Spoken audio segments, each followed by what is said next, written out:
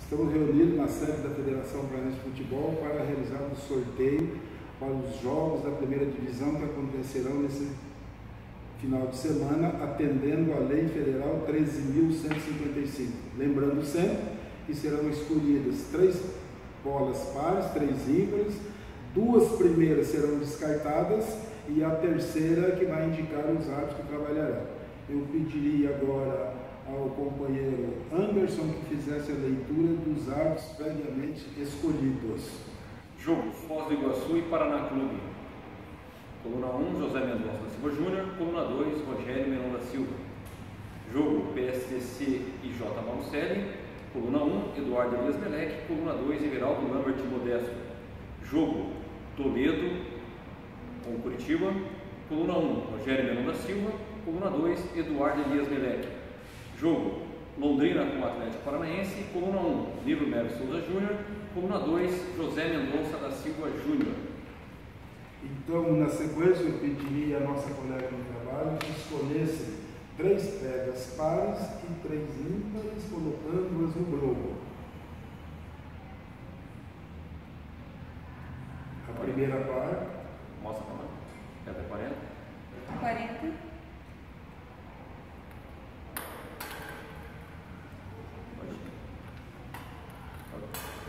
88. 88. 80. Agora as 3 ímpares.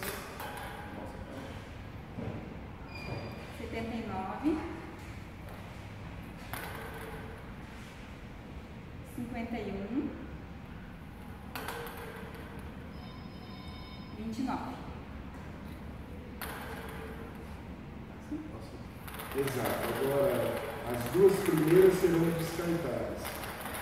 E a terceira, como disse, será a que vai indicar os árbitros que vão trabalhar.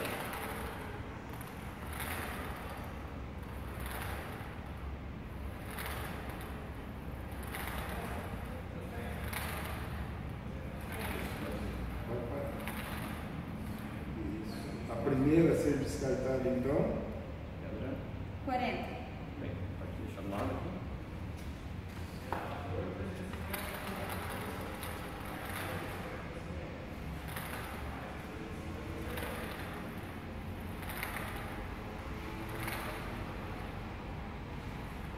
Segunda a ser descartada. 51. Então a terceira agora é que vai indicar os árbitros que vão trabalhar. 80. Os jogos ficaram assim: Foz do Iguaçu e Paraná Clube. Coluna 2, Rogério Menon da Silva. PSTC e J. Malucelli. Everaldo Lambert Modesto. Toledo e Curitiba, Eduardo Elias Melec. Londrina e Atlético Paranaense, José Mendonça da Silva Júnior. A comissão deseja a todos os sorteados bom jogo e felicidade para todos. Muito obrigado.